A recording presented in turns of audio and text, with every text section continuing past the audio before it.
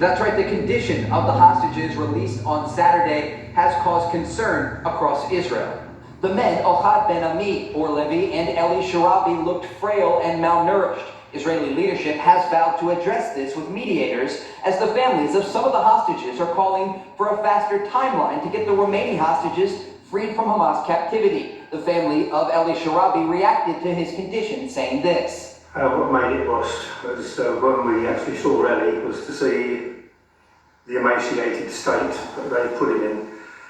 An absolute disgrace, and that was an absolute shock, and we both sat and cried. The latest release comes as Palestinians are starting to return to new parts of Gaza amid fresh Israeli withdrawals.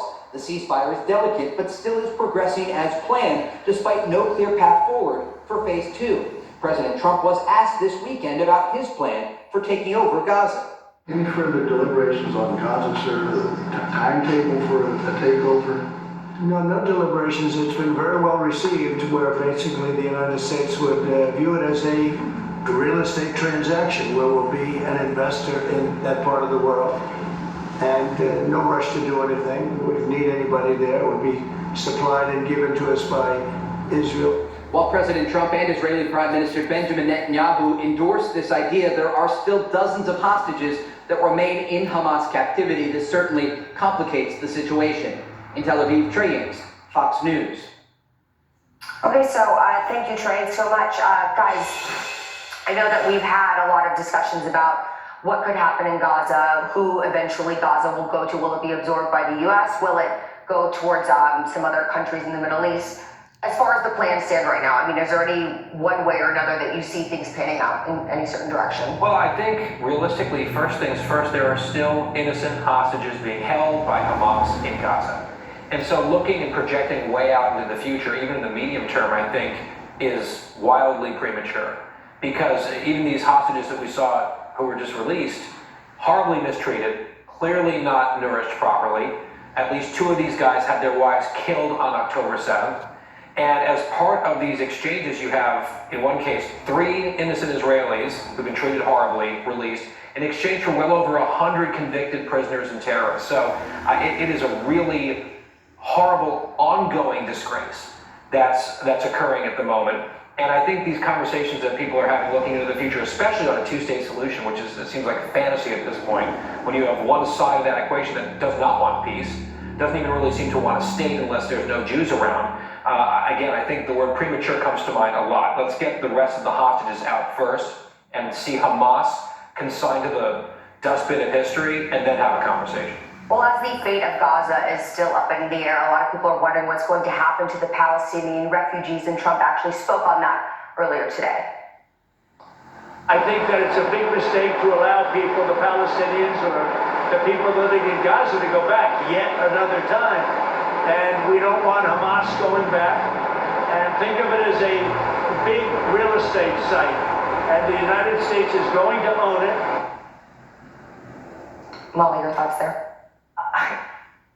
The statement about not wanting the Palestinians to go back, the Palestinians, many of them don't want to leave, and the surrounding Arab nations have pushed back on Trump's suggestion that they should be absorbed into Egypt or into Jordan, and Jordan have pushed back on that notion. So beyond the necessity of getting the hostages out, including American hostages, dozens of hostages believed to be alive, there's also the question of Hamas, who seems to still be very much entrenched. If any of the public shows that they put on and the recent releases of the hostages show that there's still a force there on the ground, what's left of the ground that's been significantly decimated. So there's just so much to do before the idea of rebuilding. Yeah, definitely a bargain needs to be found. Some type of middle ground here. Obviously, Trump is searching for some long-term stability in the region that has been lacking for a very long time now.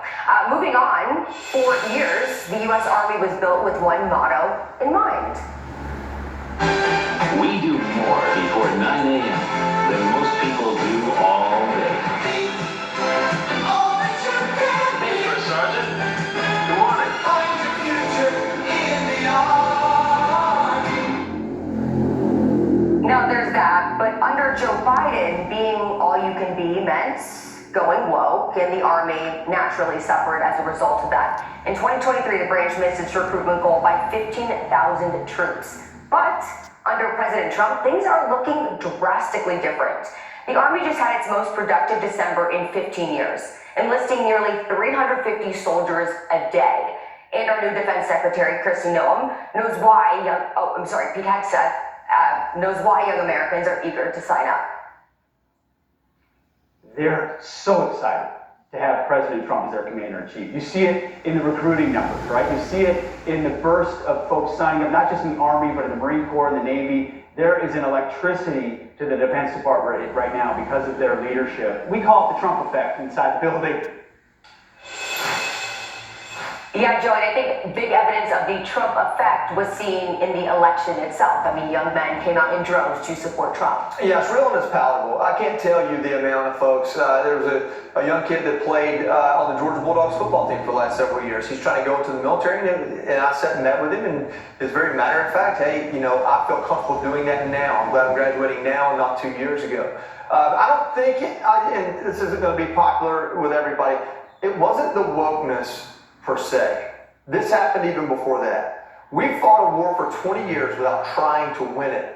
That would stop any generation from wanting to join the military. Then in comes President Biden, and he shows a complete inability to prevent or get us out of any type of conflict. As a matter of fact, conflicts spark up everywhere, and American troops were sent to the borders of those conflicts, if it's the waters off the coast of Israel or on the border of Poland, probably plenty actually in Ukraine.